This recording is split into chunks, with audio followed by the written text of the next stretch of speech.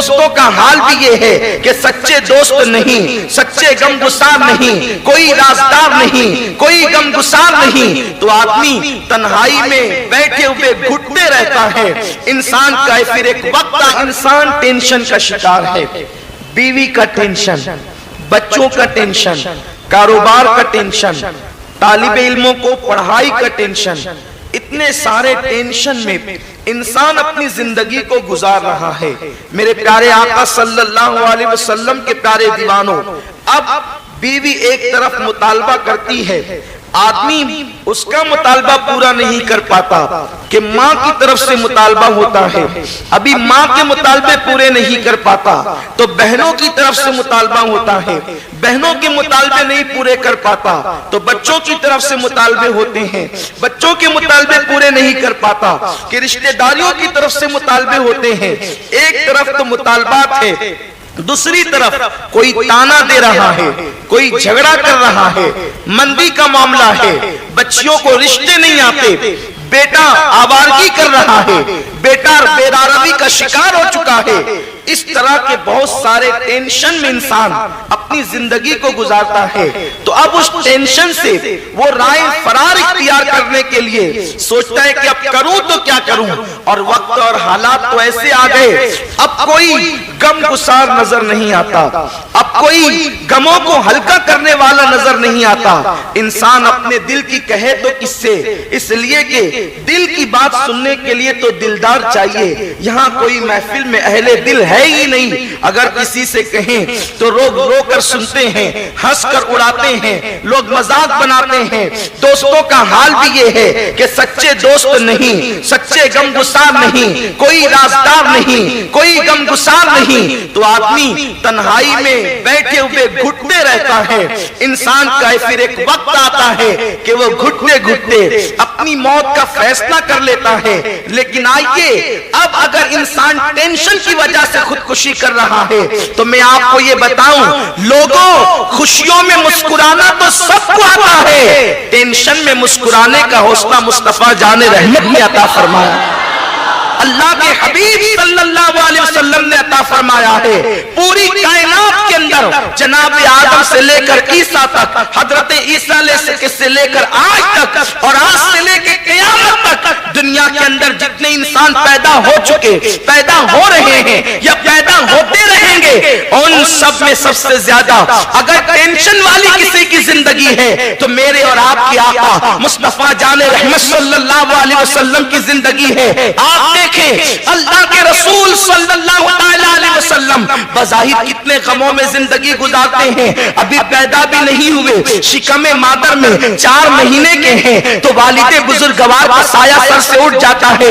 آپ مجھے بتائیں، لوگ دنیا میں آ کر کے غمگین ہوتے ہیں، لیکن یہ محبوب خدا ہے، شکم مادر میں ہے، والد کا سایہ سر سے اٹھ گیا، اللہ اکبر، ابھی 6 سال کی عمر ہے، والدہ کا سایہ سر سے اٹھ گیا، ابھی اللہ اکبر 10 سال کی طرف بھی مکمل طور پر یہ گلی مسکرانے نہ پائی تھی کہ دادا کا سایہ سر سے اٹھ گیا۔ مکے کی تاریخ کو اٹھا کر کے دیکھیں، کبھی حضرت میرے آقا صلی اللہ علیہ وسلم حضرت آمنہ کے جنازے کو مقام ابا میں دفن کرتے ہیں تو کبھی عبد المطلب کے جنازے کے پیچھے پیچھے ایک 10 سال سے کم عمر کا بچہ ہے، وہ مکے میں پتھریلی زمین پر نکیلے پتھروں پر اپنے نرم نازک پیر رکھتے ہوئے ننگے پیر جنازے کے پیچھے جا رہا ہے۔ اس جنازے والے کے ساتھ بہت سارے جوان بیٹے بھی ہیں، بہت سارے طاقتور لوگ بھی ہیں، لیکن وہ بچہ اس جنازے میں لیٹنے والے کے اولاد یعنی اس کے بیٹوں سے زیادہ روتا ہے۔ اس بچے کا دامن پکڑ کر کوئی پوچھے کہ وہ آستینوں سے آنسو کیوں پوچھتا ہے،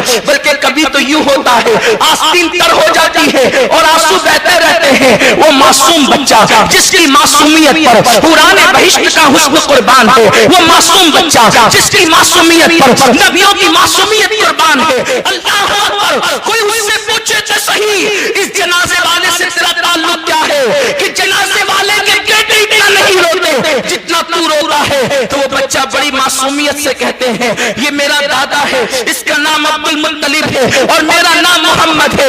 باپ کا سایہ تو اسی وقت سر سے اٹھ چکا تھا جب ماں کی شکم میں تھا، ماں 6 سال کی عمر میں دادا مفارقت دے کر کے چلی گئی، جو کچھ تھا یہی دادا تھا، اب یہ دادا بھی ہے اور دادا کے جانے کے بعد اللہ اکبر جناب ابو طالب کی پرورش میں آتے ہیں. اس کے بعد آپ دیکھیں جوانی کی دہلیز میں قدم رکھا, اس کے بعد اعلان نبوت کیا. اعلان نبوت کے بعد چچاؤں کے ہاتھوں میں پتھر ہے, دوستوں کے ہاتھوں میں پتھر ہے, رشتہ داروں کے ہاتھوں میں پتھر ہے. کوئی گالی دے رہا ہے, کوئی تانے دے رہا ہے. اللہ اکبر. اعلان نبوت کے بعد کبھی سر پھٹتا ہے, کبھی کپڑے پھٹتے ہیں, کبھی شعبے ابی طالب میں قید کیے جاتے ہیں, کبھی فاقوں سے گزرتے ہیں. لیکن مجھے بتاؤ اتنی ٹینشن والی زندگی کے باوجود آپ صحابہ سے پوچھے, صحابہ کہیں گے ہم نے حضور کو جب بھی دیکھا مسکراتے دیکھا, اس لیے کہ دنیا کے ٹینشن کی وجہ سے بے چین وہ ہوتے ہیں جن کے دلوں میں اللہ کا خوف نہیں ہوتا,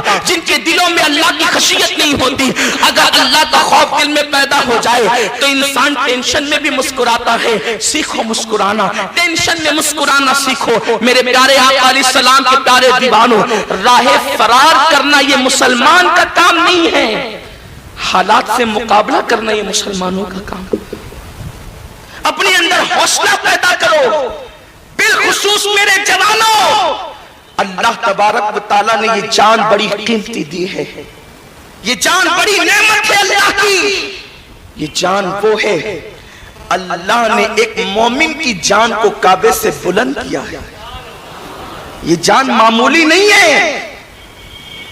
اور آپ کو ایک بات بتاؤں, اللہ جواد سخی کریم سب کچھ ہے, ہر نعمت بار بار دے گا اور دیتا ہے, لیکن جان ایک مرتبہ, دوبارہ جان اللہ کسی کو نہیں دیتا. سوچو کتنی قیمتی ہے جان, کہ وہ جواد و کریم بھی اعلان کر چکا کہ ایک بار دیں گے, دوبارہ نہیں دیں گے. جان کتنی قیمتی سرمایہ ہے. اللہ اکبر. تو ٹینشن کی بنیاد پر اکثر لوگ, کوئی زہر پی رہا ہے, کوئی پھانسی لے رہا ہے, کوئی شراب پی رہا ہے. یہ شراب پینے والے بھی خودکشی کر رہے ہیں, کیونکہ زہر پینے والا گھنٹے 2 گھنٹے میں مر جاتا ہے اور شراب پینے والے انسٹالمنٹ پر مرتے ہیں. موت تو وہ بھی خرید رہے ہیں. اس لیے ٹینشن اگر آئے, میرے آقا صلی اللہ علیہ وسلم کی زندگی یاد کر لینا. اور آپ کو ایک بات بتاؤں, میرے رسول نے تو ہمیں ٹینشن کا علاج بھی عطا کیا.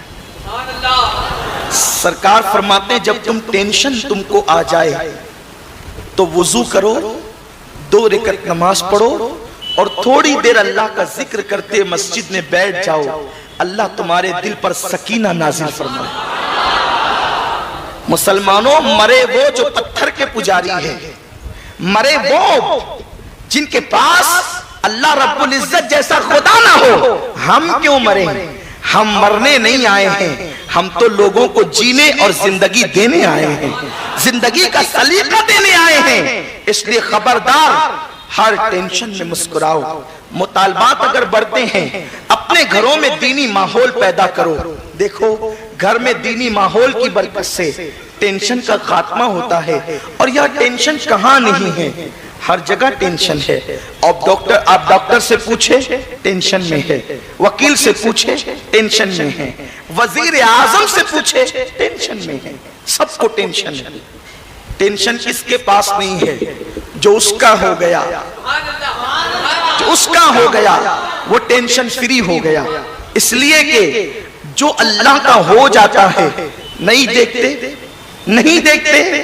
سرکار غریب نواز ایک لباس پر پوری زندگی گزارتے ہیں.